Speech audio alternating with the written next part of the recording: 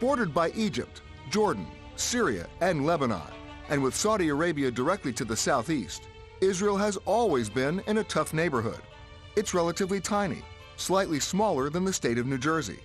More than half of Israel is the Negev Desert, but it still has the Red Sea, 118 miles of Mediterranean coastline, and up north, snow-capped mountains. The capital of Israel is the 5,000-year-old city of Jerusalem, and that's where I would begin my tour. After landing at the airport, I was picked up in the Prime Minister's official car, and we headed to his office in Jerusalem.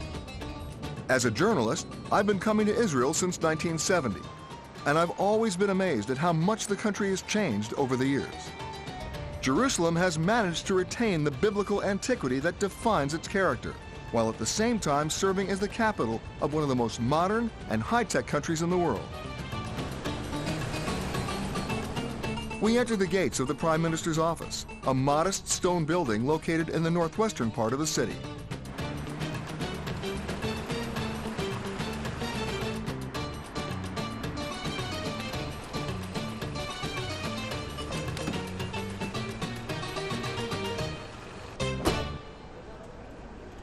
As I headed upstairs, I was surprised to see the amount of press coverage the royal tour was attracting. Mr. Prime Minister. Welcome to Israel, Peter. Thank you, sir. Is this your first visit? No. Well, this one's going to be different. All right, I'm ready. I'm ready too. Let's go. Before we began the tour, I sat down with the Prime Minister to discuss his life, his political career, and the challenges his country is facing during this pivotal time in its history. When you try to give people a sense of place of what this country is, put it in perspective for me. Well, it's small. How small? You can fly across the width of Israel with a jet plane in about 3 minutes. That's pretty small. And yet you're surrounded by some pretty big countries. Yeah, but we've managed. Israel was created on May 14th, 1948, when a UN resolution set aside land as an official Jewish state in what was formerly the British-controlled region of Palestine. After 2,000 years, a Jewish nation once again exists. And while there is a rattle of gunfire in the Holy Land, there is cheering in Washington and Hebrew dances of joy for a Jewish homeland that has been reborn. For the Jews, their new nation was more than just a refuge after the end of World War II and the Holocaust. It was a return to the homeland that they believed had originally been theirs some 4,000 years ago. We lost the land of Israel. And as a result, we were thrown to the far corners of the world. We were persecuted. We had pogroms. We had terrible things, including the Holocaust. And then for the last several thousand years, all we've been trying to do is come back to our ancient homeland and rebuild our sovereign life as an independent, sovereign Jewish state, living in peace with its neighbors. This is what we've sought. This is what this whole country is about. It's the rebirth. It's the great rebirth of the Jewish people. But from the day Israel first raised its flag, peace has been elusive. The fledgling country fought several wars with Arab coalitions from Egypt, Jordan, Syria, Lebanon, and Saudi Arabia. The most significant of these battles was Israel's victory in the Six-Day War of 1967, which greatly expanded the size of Israel's territory. We were actually 3 times bigger than we are after the Six-Day War, when we were almost destroyed by 3 Arab armies. We broke the noose that was supposed to choke us, and we ended up having the Sinai Desert. We traded that for a peace treaty with Egypt. We gave a landmass 2 times the size of Israel, and all our oil. Can you imagine any country doing that? In history, the victor giving up the spoils? That tells you how much the people of Israel want peace. But the path to peace has been a topic of controversy and a defining issue for Netanyahu's administrations. The son of an Israeli historian and professor, Benjamin Netanyahu was born in Israel in 1949. But he and his 2 brothers spent much of their youth in the U.S. when the family moved to Pennsylvania. The young Netanyahu soaked up American culture and learned to speak perfect English, albeit with a slight Philadelphia accent. At 18, he returned to Israel and joined the Israeli Defense Force, where the 3 brothers became members of Israel's Special Forces Unit, the Sayeret Matkal. We were 3 brothers in this tiny unit at one time, breaking all the rules. The man they call Bibi went on to become a team leader in the Sayeret Matkal and participated in several missions, including the rescue of airline hostages in 1972, during which he received a bullet wound to the shoulder. In the mid-1970s, Netanyahu returned to the United States to study when an event occurred that would shatter his family and alter the course of his life. I was actually studying in business school at MIT, and my older brother, Jonathan, Yoni, led his soldiers in the rescue of hostages at Entebbe Airport in Uganda. The raid on Entebbe. The raid on Entebbe, yes. He was the commander of the rescue force. Nearly 4 decades later, the story of the raid on Entebbe remains a legendary tale of heroism for Israelis. In July of 1976, Yonatan Netanyahu led 29 members of the Sayeret Matkal on a mission that rescued 106 hostages aboard an Air France plane that had been hijacked by a splinter group of the Palestinian Liberation Organization. It was, like all his operations, a spectacular success. There were no military casualties except one. The Prime Minister's brother, Yoni, was killed in action. He and his soldiers were storming the terminal building where the hostages were kept. And then he was hit, and on the plane back, he died. And that changed your life? That changed my life, Peter, because Yoni had died in the battle of terrorism, but he never thought that terrorism was just a military battle. He thought it was a moral battle, a political battle. You have to harness all the free states for a common effort because terrorism is international, so the response has to be international. Those principles would indelibly stamp Netanyahu's political outlook as he entered public life. I started the Jonathan Institute, which was really geared to explaining these ideas to the world. And that's how I got into public life. I never grew up thinking I'd be a politician. That's the last thing I thought. After serving as the Israeli ambassador to the UN for 4 years, Netanyahu was first elected prime minister in 1996. He was defeated in the 1999 election, but returned to win 2 more terms as prime minister in 2009 and again in 2013. So give me a list, and I'm sure you have one, of the misperceptions of Israel. Well, the first is that we don't want peace. We want peace. I want peace. We crave for peace. We greet each other with the word peace, shalom. Every time you see somebody who says to you shalom, he says peace. And that's what we want. And I think we can get it. It's hard, but we have to pursue it. Every time I've come to this region and you bring up the notion of peace, someone always says, it's not the right time in the Middle East. It's not the right time in the Middle East. So I have to ask you, when is there ever going to be the right time?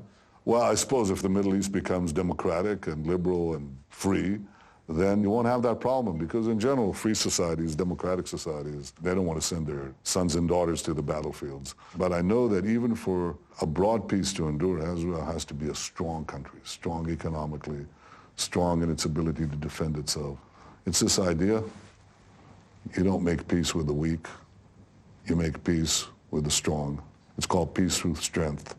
That's a guiding idea that I follow. Well, one of your predecessors, Menachem Begin, was considered a hardliner, yet he signed the Camp David Accords. That's right. He made the historic peace. It took someone who was considered a hardliner to make the peace. Right. Are you a hardliner?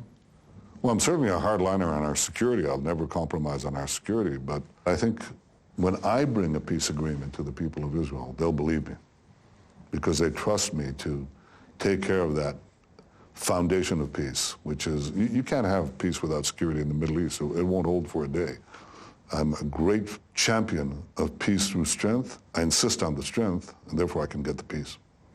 And yet, there's the elephant in the room, which is Palestinian statehood, settlements. How do you get over that, still preserve the fabric of Jerusalem, and keep the state of Israel?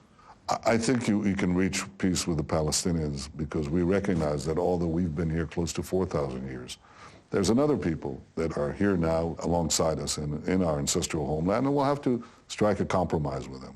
We're ready. I'm ready.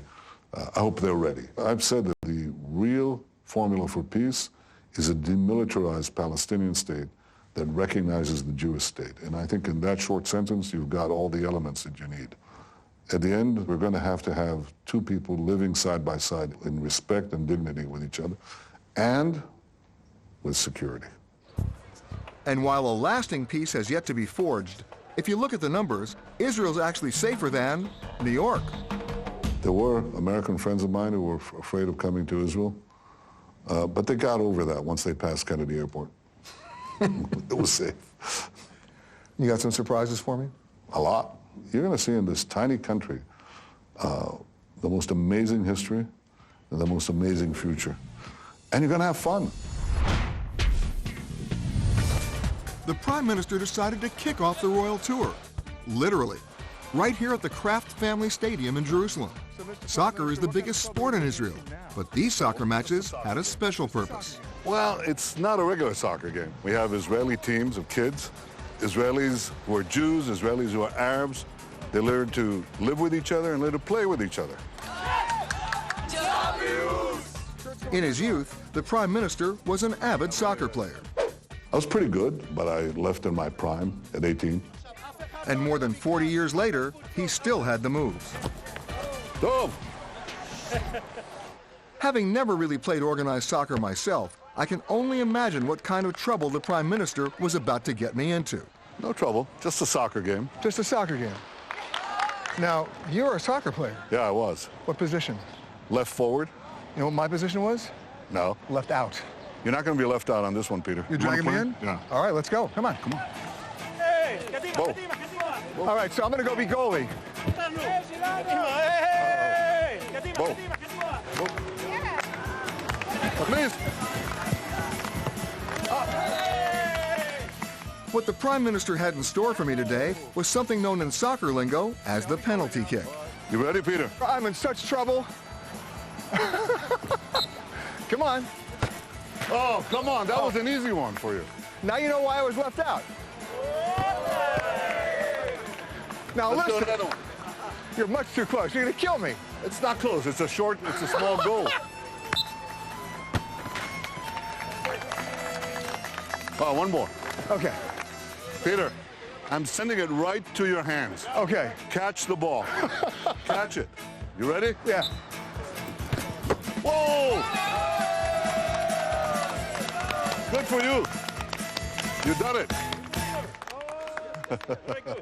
When world leaders appear on the royal tour, they get to show their personal side, and sometimes the most amazing surprises happen. Oh, one more. Okay. But nobody could have predicted this. Oh, You okay? something happened. What happened? I don't know. Makara? Something snapped. You heard it. Yeah, no, here. Heard it snap. Yeah. That snap was a torn tendon in the Prime Minister's left leg. And in Israel, that's front page news. The Prime Minister's leg was placed in a cast for 8 weeks. He was filming a segment for a TV show. Hours later, Netanyahu released this YouTube video, which showed his left leg in a thick new cast. As for the royal tour crew, we had no choice. We packed up and flew home. Fast forward several months, we returned, and the royal tour version 2.0 was back on track. And the Prime Minister wasted no time. We quickly boarded a waiting military helicopter. As we took off into a cloudless sky, the Prime Minister filled me in on what he had in store for me. Israel has 3 large bodies of water that the locals refer to as the Med, the Dead, and the Red. And today, he says we're headed for the Red Sea that is, all the way at the southern tip of the country. As we left the city behind, I was treated to some panoramic views of the Negev desert. Once you get up in the air, that's when you realize how small Israel is. It's tiny, but in history, it's huge. The Prime Minister told me that the mountain ahead had special meaning for him. It's called Har Khatum, also known as the Units Mountain, and it's tradition that all new members of the Sayeret Matkal Commando Unit scale that mountain and create the insignia of their crew. In their youth, the Prime Minister and his 2 brothers all climbed Har Khatum, and their marks are still there today. We had been flying across the Negev for about an hour, when suddenly, the barren desert gave way to the waters of the Red Sea.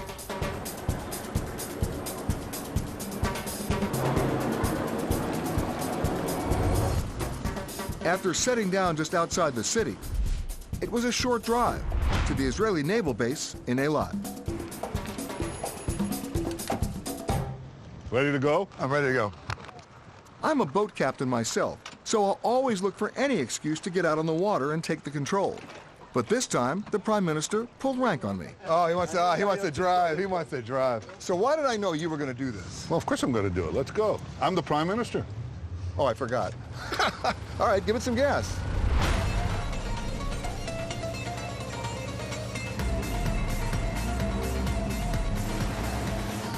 Every time I come down here, I'm reminded, if you want to know about the geography of the Middle East, it's right here. It sure is. This is a beautiful bay, and it's bordered by 4 countries. Now, if we go, what, a half a mile that way, we're in Jordan? That's Jordan. Saudi Arabia is there. Wow.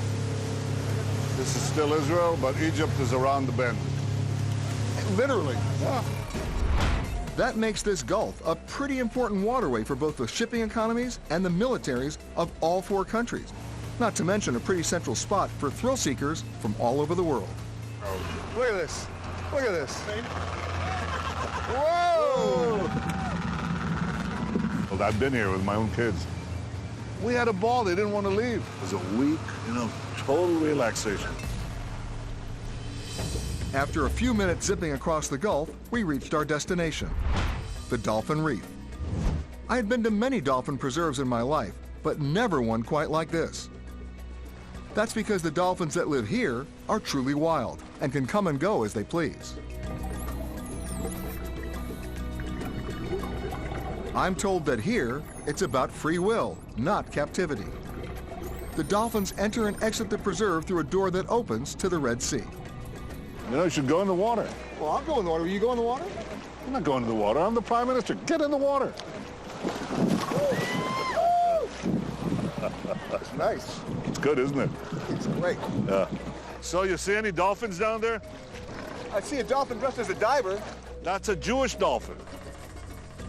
The dolphins here live as they would in the open sea, hunting, playing, and socializing with each other. But because these dolphins are wild, they haven't been trained how to interact with humans. What they do here, they do naturally. Sometimes they want to play, sometimes they don't. It's entirely up to them. Yeah, there he is. Oh, yeah.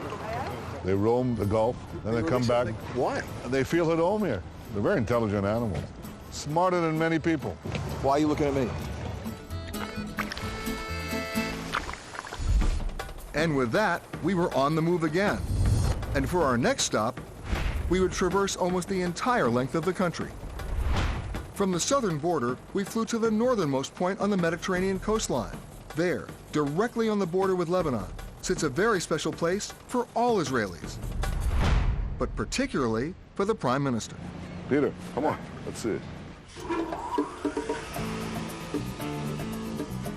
Oh, this is cool. Yeah, this is wonderful, isn't it?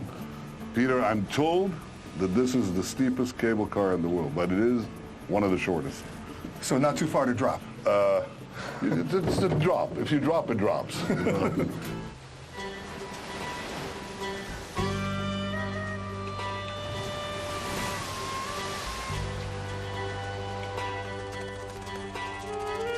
At the base, the majestic chalk cliff walls of Rosh Hanikra rose mightily above us. I learned that these hills had a history of intrigue. During World War II, a train line connecting Egypt and Turkey ran right through these cliffs. So this was the train right here. What the Yeah, hell? it was a rail line built by the Brits, and the train went right through here. But in 1948, during Israel's War of Independence, Jewish underground fighters feared that the Arabs might use these tunnels to send soldiers into Israel. So they destroyed the rail line. Today, the tunnel that leads into Lebanon remains sealed. Okay, let's go. We headed to an opening in the bluff side. So where are we going now? We're going into the rock, into our blue grotto. It's Israel's Capri. Come on. Here's one. Ah, there we go. Wow. Oh, look at that. Hello. The grottos of Rosh Hanikra are cavernous tunnels formed by eons of sea action on the soft chalk rock. Back in the days before the cable car, only experienced swimmers and kayakers were able to visit these grottos. And 40 years ago, when he was in the Army, the Prime Minister himself swam into these caves. We left our gear, took off our fatigues. I'm not sure we were all with underwear, but I think we were. I'm not sure. But, you know, we were young then. It wasn't such a problem. According to the Prime Minister, he returned here once again with his army unit, but not for fun. This time they laid a trap to lure some Syrian officers. I was here, waiting for the Syrian General Command. We let them go through the trap. But they got him. They got him. And then they exchanged They them. exchanged them for pilots, for Israeli pilots who were sitting in Syrian jails. It happened here. Let's go. Before we left Roshanikra, the Prime Minister told me he wanted to try his hand, or should I say his feet, at a different form of transportation. Peter, pedal away. All right, come on. Come on. Wow, this is cool. Not bad. There's a light at the end of the tunnel. Keep going. Here we go, speed bump. Woo! Go all the way to Tel Aviv this way. Peter, you should. We should do this more often? Yeah, no, I mean, you should come every day. I'm ready. They don't let me out of my cage. When I can come out here, it's literally a breath of fresh air. Here we go, pick up some speed here. on. Here we go. Guys, you gotta stay out of our way. We got things to do. Next, the Prime Minister told me we were going to a place that would mix history with a little fun. It's a place that has played an important role for Israel, dating back to biblical times, the Jordan River.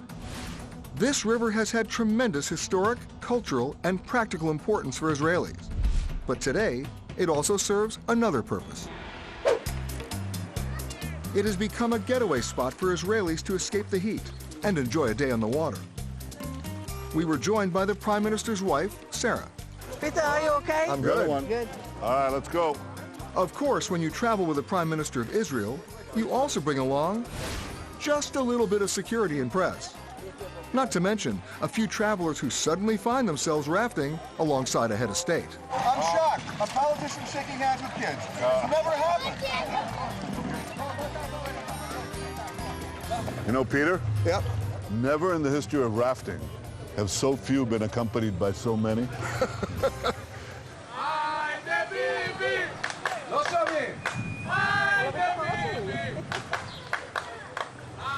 Now you got to roll, Peter. I'm doing it. It doesn't move with only one side. I'm doing it. There we go. There we go. Yeah. That's it. This is great. You're delegating now. Yeah. I You're like this. delegating. I like this. Do you remember the great song, The River Jordan is Chilly and Wide? Yeah. Well, it ain't chilly and it ain't wide. It's narrow and warm, but it's got a long history. And the history of our country and our people is intertwined with it. And the history of Christianity. You know, Jesus was baptized downstream here, not far away. Today, many Christians still come to Israel to be baptized in the same waters as Jesus. And the Jordan also holds special significance for Jews. The Bible says that Joshua led the slaves of Egypt across this river and into the land of Israel. Today, Israel and its surrounding countries use the Jordan River as a supply of fresh water and for agriculture. As a result, the river's flow rate is far below what it once was. This is definitely not white water stuff, but there's more adventurous parts downstream. All right, let's go. Let's go to the rapids. I never knew that the Jordan River had rapids. My pulse quickened. Peter. Yes. Let's give some elbow grease here. All right, you got it. Okay. You want some gas? Yeah, step on it. Heave. Oh.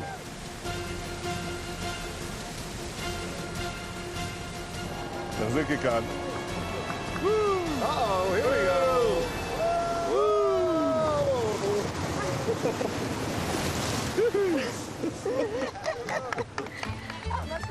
And with that, our trip down the roaring rapids of the Jordan River was over. We drifted past the press, headed to shore, and we were on our way to our next adventure. All right. Next, we returned to Jerusalem. As we cruised along in his motorcade, the Prime Minister said he wanted to show me a few of the most important sights in this ancient city. Today, the domes, spires, and minarets of three faiths rise over Jerusalem's old city walls in quiet harmony. Three of the world's major religions, Judaism, Christianity, and Islam, all consider Jerusalem to be among their most holy cities. But during much of its 5,000-year history, Jerusalem has been anything but harmonious. In fact, it has often been called the most contested piece of real estate on earth. Over the millennia, Jerusalem has been attacked some 52 times and destroyed twice. And the conflict over Jerusalem still simmers today, as both the Israelis and the Palestinians claim the city as their capital, though neither claim is widely recognized internationally. Good morning. Peter, I want to show you what I consider is the best view of Jerusalem outside the walls of Jerusalem. The Prime Minister says that while the old city of Jerusalem is a tiny place, less than 1 square mile in total, it is huge in the history and consciousness of mankind. We're standing on the Mount of Olives, the old cemetery, and this is the place where Jesus is supposed to have ascended to heaven. This is this panorama of Jerusalem. You've got the Golden Dome of the Rock, which is a holy shrine for the Muslims, and to the back of them is the Western Wall, the Wall of Herod's Temple, which is the most sacred site of Judaism. That's the Russian Orthodox. And that's the Church of Gethsemane, where Jesus had the Last Supper. Remember the Last Supper? I wasn't around, but I heard of it. Yeah, you heard about it? Yeah. That's where it took place. That gate right over there, that's sealed. What's that gate? That's called the Golden Gates of Mercy. And Jewish tradition says that when the Messiah comes, he'll go through that gate. Christian tradition said he already went through the gate. In any case, you want that gate open. Now, that was sealed by Suleiman the Magnificent about 400 years ago, a Turkish sultan. And they said that he did it for defensive purposes, but it may be that he didn't want the Messiah to come. We're not sure. In any case, let's hope he'll come. Before 1967, you couldn't even come visit here. No. This was Jordan. This was the border. Jerusalem was divided into two, like a Berlin Wall, smack in the center. After the 1948 Arab-Israeli War, Jordan annexed and occupied much of Palestine, partitioning Jerusalem in half and separating the Arab and Jewish populations.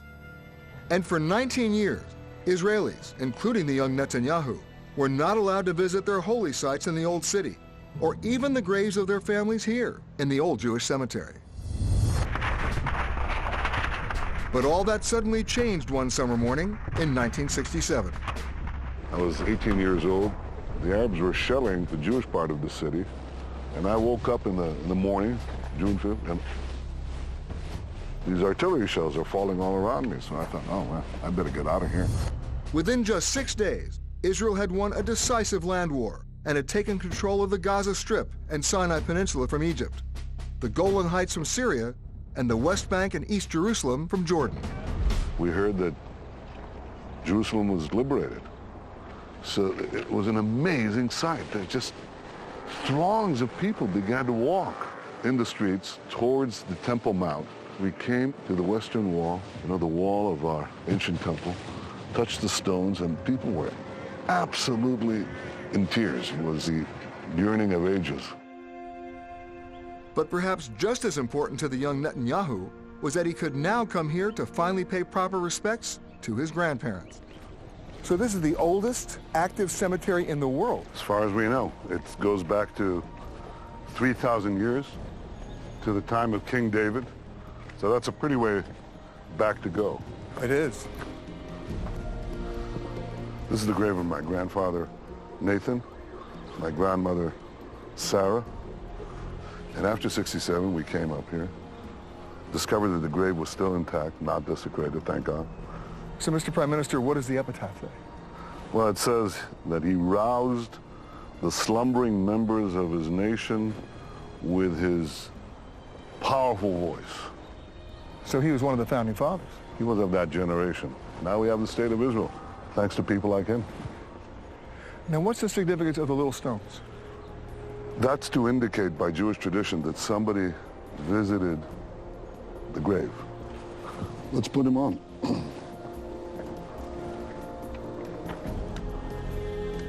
Well, we were here.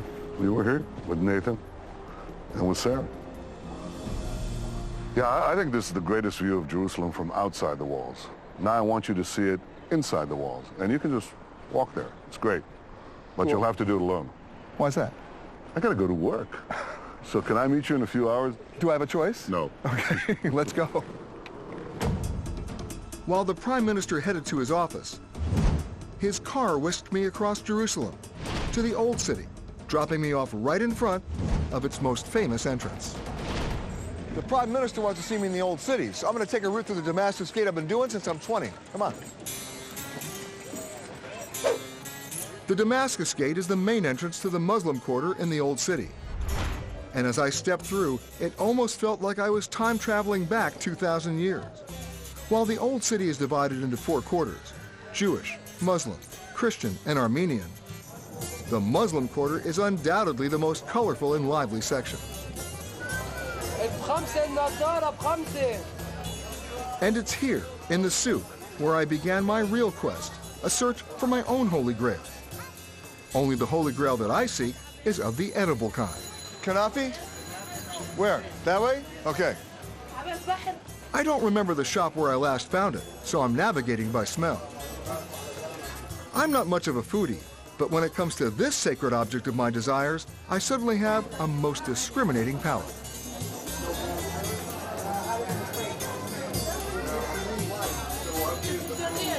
Oh, you can find kanafe in America.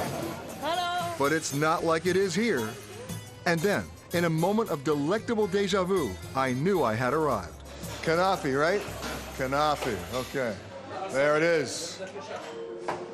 There, tempting me like a sugary siren, was the most beautiful 3-cheese kanafe I'd ever seen.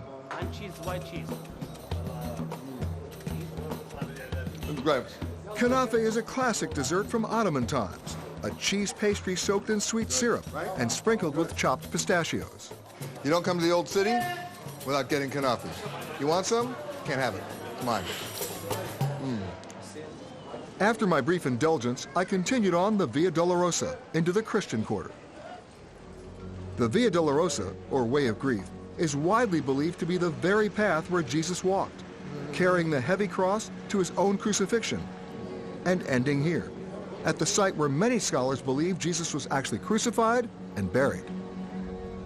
Today, on this spot, stands the Church of the Holy Sepulchre. This church is one of the main destinations for many Christian pilgrims who come to the Holy Land. For many, the highlight is laying hands on the stone of anointing, which marks the spot where it is believed Jesus' body was prepared for burial.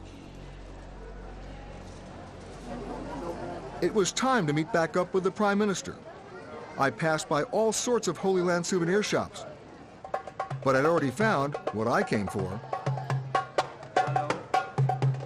So I made my way to our rendezvous point in the Old City, at a location that the Prime Minister had insisted that no trip to Jerusalem would be complete without seeing.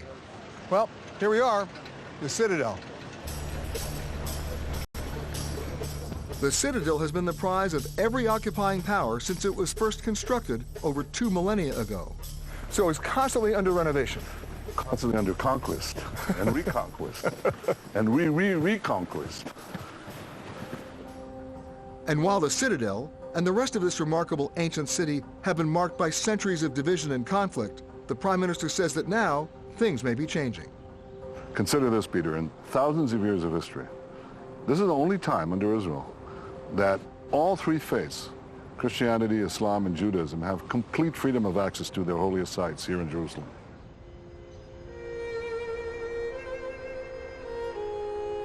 The Prime Minister then took me on a special nighttime tour of what many consider the most holy site in Judaism.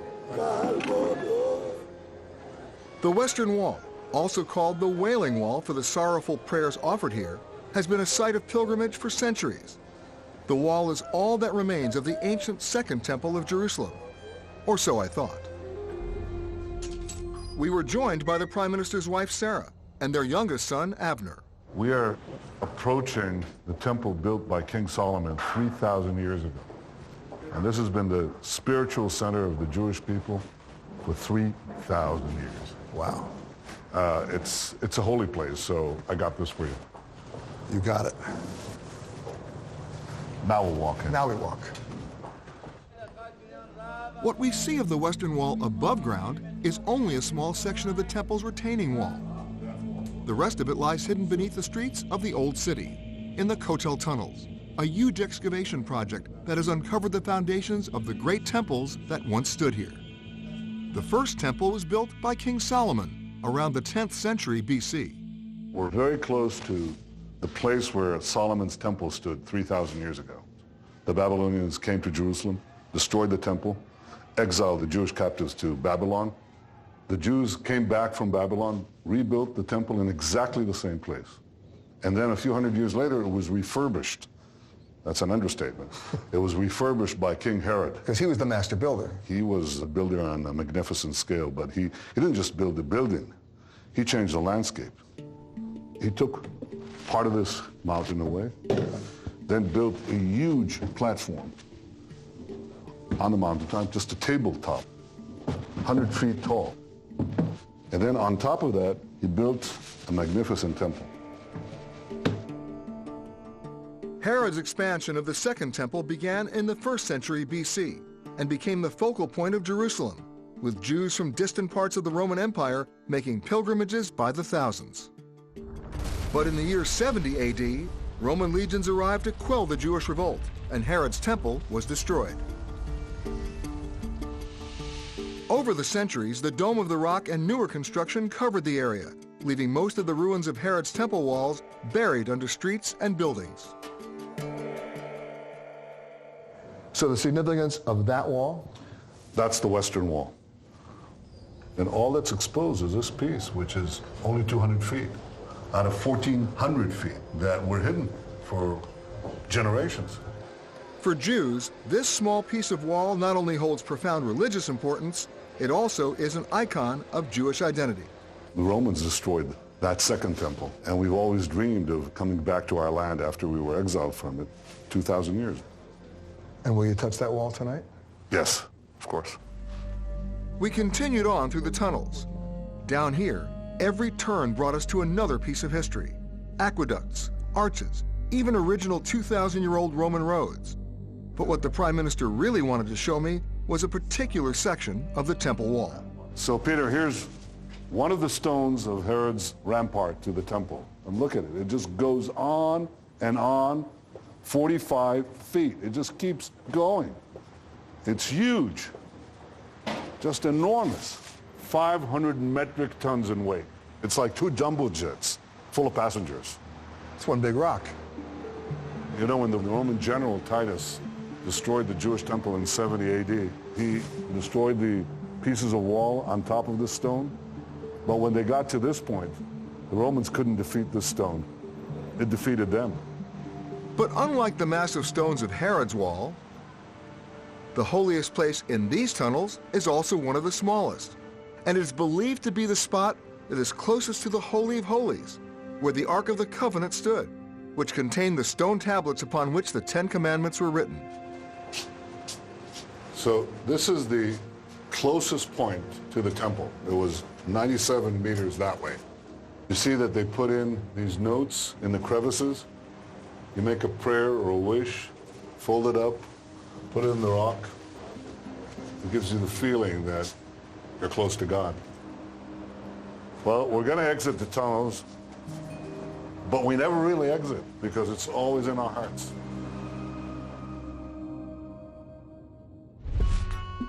The next morning, before leaving Jerusalem, the Prime Minister invited me to a place that few people ever see, his home. Prime Minister. All right, Peter.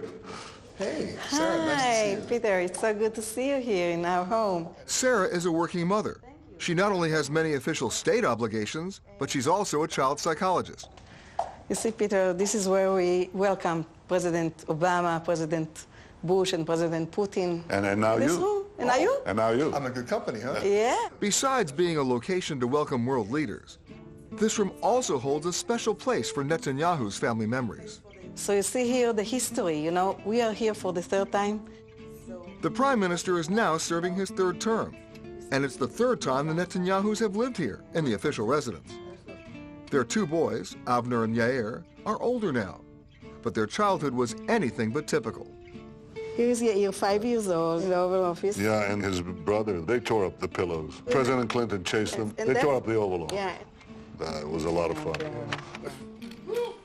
Sarah says that despite all the attention and the security bubble surrounding her sons, as parents they've always tried to help them to lead fairly normal lives. But tell me the truth, in 1999, when he was out of office, did you suddenly feel a little more free? Yes. Are you kidding? Much more. We had the time of our life going to Australia and being in the Great Barrier Reef and having some time with our kids. Disneyland. So basically the answer is, Mr. Prime Minister, you're no longer Prime Minister. Where are you going? Disneyland. He's going to Disneyland. And while our next destination wasn't Disneyland, it turned out to be maybe the most eye-opening stop on the entire tour. And it was located in the city of Haifa. Israel, the Prime Minister had explained, does not have the wealth of natural resources that its neighbors enjoy. But as I was about to discover, Israel had actually turned that into an asset. Well, we were lucky to be one of the few countries in the Middle East without oil. You call yourself lucky? Yes. Why? Because we had to use our brains. To prove his point, the Prime Minister brought me to the Technion, the Israel Institute of Technology. This is the Technion. It's Israel's MIT, and it's done some wondrous things. The Prime Minister gave me a tour of the amazing projects being developed at the Technion. For starters, pushing the frontiers of information storage. So this is the first nano-Bible. If you look through the magnifying glass, You see that speck? Oh, yeah. The whole Bible in a speck of dust. You can have limitless storage of information. How about a robotic snake equipped with a wireless camera designed to allow first responders to investigate dangerous environments? you can detect whether it's safe to get into the building. So fires, earthquakes, 9/11. 9/11. You want to go down? You can't, and you don't want to risk More human life. rescuers. He can leave part of his body behind. This is completely independent. You can take him to several sections and send each section to a different room to explore different rooms. And another tiny robot capable of performing spinal operations with more accuracy than a surgeon's hand. Okay, here we are. And even a pill camera that takes doctors on a tour of a patient's digestive tract. Right. Now it already went into the stomach. Oh, there it is. There, oh my goodness, you look beautiful. But the invention I found most wondrous was a bionic suit that enabled Radi Khalaf, a paraplegic, to walk for the first time in 25 years. Everything has changed. It's a new life. It's good for you, and it's good for everybody. It's for humanity.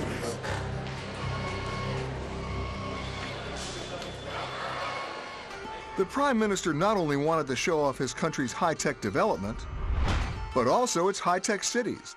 And the country's modern-day, multicultural, and financial hub was less than an hour away in Tel Aviv.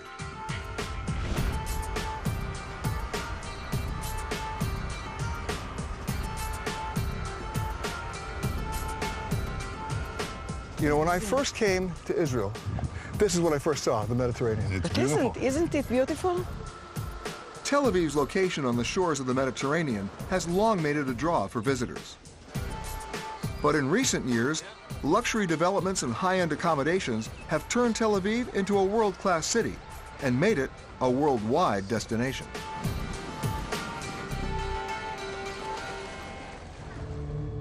But before the hip beaches and high-rises of Tel Aviv, there was Jaffa. This ancient port city sits just south of Tel Aviv and was a hub for trade routes for thousands of years, from the days of the ancient Egyptians, Romans, and Byzantines, all the way through to the British Empire. In fact, Jaffa was where Netanyahu's own family got its start in Palestine. You know, my father came here, 1920, to the port of Jaffa right there. And that's how he got here. That's how we got here. Tel Aviv began as a small Jewish suburb of Jaffa in the early 20th century, then exploded in population as Jews fled Europe before World War II. Today, Tel Aviv is the second largest city in Israel, and a construction boom that began in the 1990s has dramatically changed the city's landscape. When I first came here, there are no high-rises in Tel Aviv. Well, that's actually what my son told me. He was 5 years old, and he said, "Daddy, we don't have a skyline." And I said, "Relax, kid. I'll get you a skyline." While Tel Aviv has become Israel's financial and cultural hub, it's also a great place for fun, even if you're a prime minister who constantly lives inside the bubble, surrounded by security and press. Well, you know, thanks for coming here and taking us out of the bubble. So let me see if I get this straight. It's okay for him to be on a raft, Yes. soccer, No, this one, no. We remember what happened. I love soccer. I love playing it, and even more, I love watching it. This I agree. But you know something? I never saw him riding a bike. You've never seen him riding a bike? No. Well, This was my first what do time. you know? And when you race against the head of state, guess who always gets the yellow jersey? But it's when the sun sets over the Mediterranean that this city really comes to life. With an average age of only 34, the young people of this young city have made Tel Aviv a world-renowned destination for a non-stop nightlife.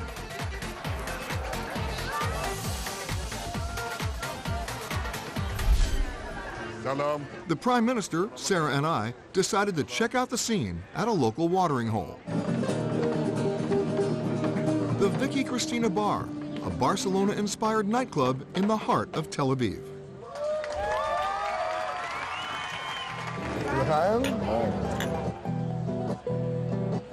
It's a city that never stops. It goes on 24 hours.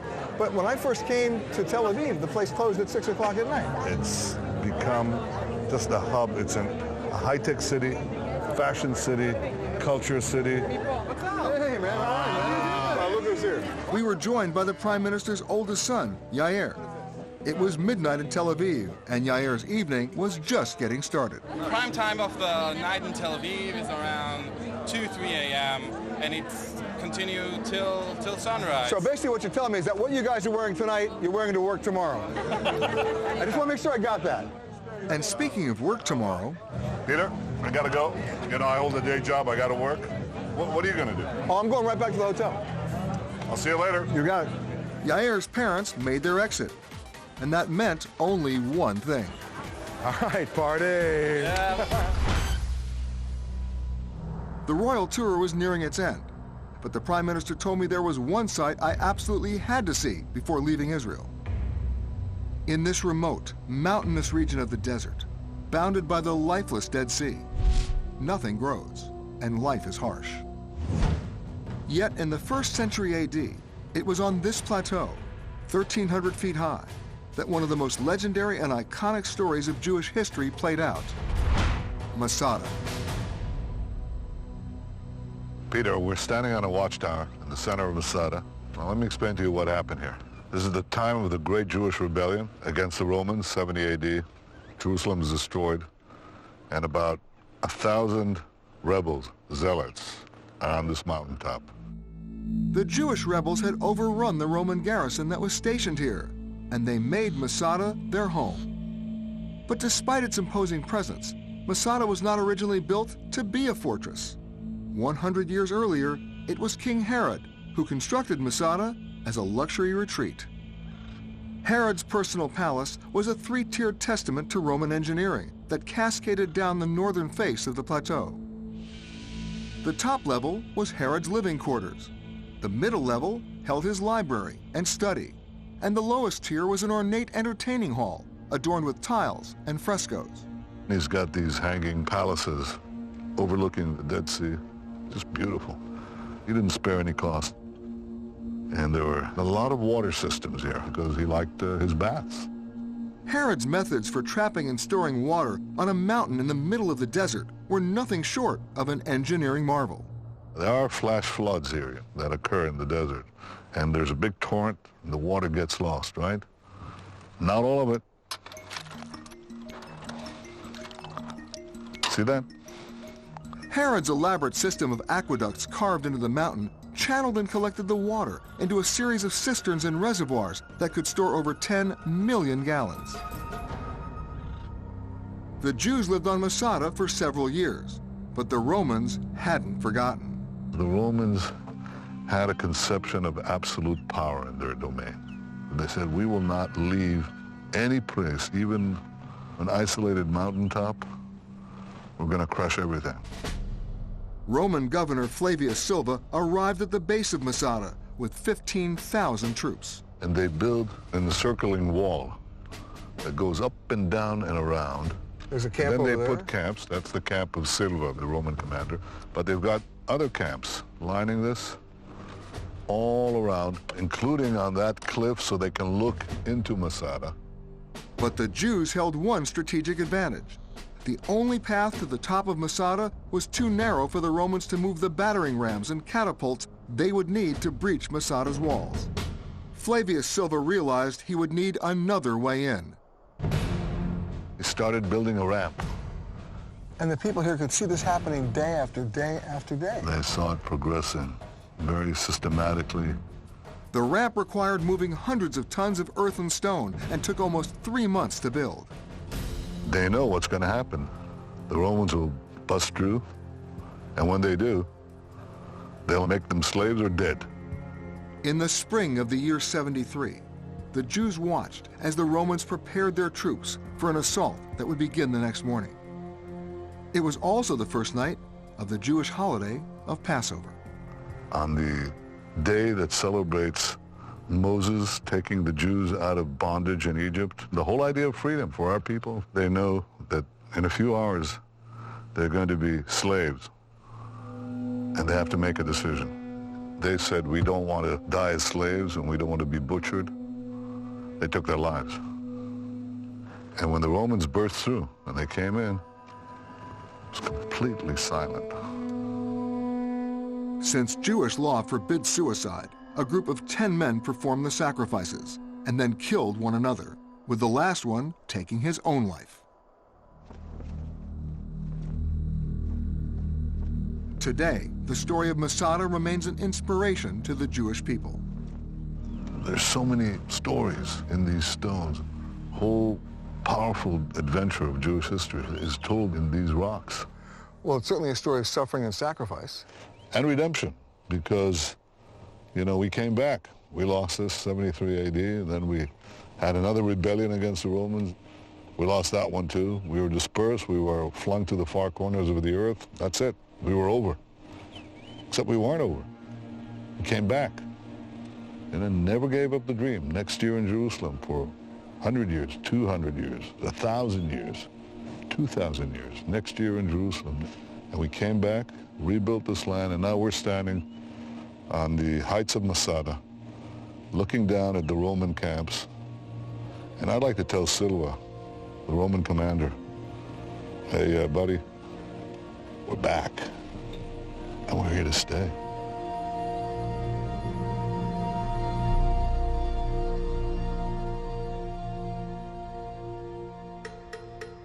Near Masada, the Prime Minister said he had something special he wanted me to experience. From the majestic heights of the Masada mountaintop, we descended to the lowest point on Earth, almost 1,400 feet below sea level. Here, the Jordan River nears its end, where natural salt deposits in the earth seep upward and mix into the water. That water, 10 times saltier than any seawater on Earth, flows into a lake that is uninhabitable for fish or animal life. The salt has earned this lake the name, the Dead Sea. The salt content of the Dead Sea makes the water naturally buoyant, meaning you don't really swim in the Dead Sea, you float.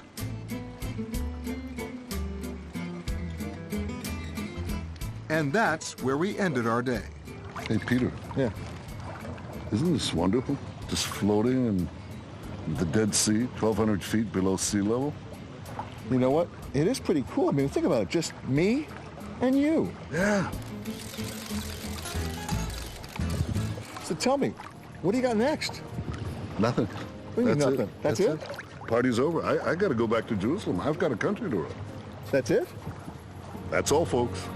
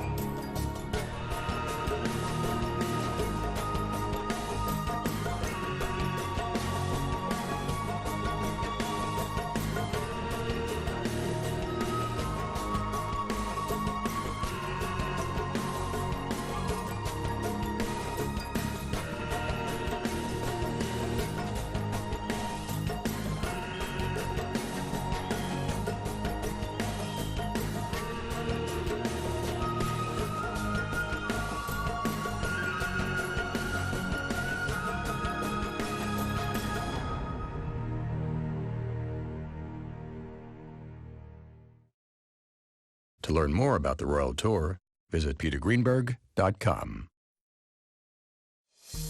It exists at the crossroads of history, religion, technology, and hope. Israel, the Royal Tour, is made possible through the generous support and funding of Robert K. Kraft and the Robert and Myra Kraft Family Foundation. Through introducing new audiences to the many splendors of a country, by showing them its cultural diversity and spiritual heart, we have a chance to create more understanding, more tolerance, and more peace in the world. No one in aviation ever moved forward by clinging to the past. That's why Delta continues investing billions on the industry's boldest moves, so that every mile we fly pushes U.S. aviation forward too.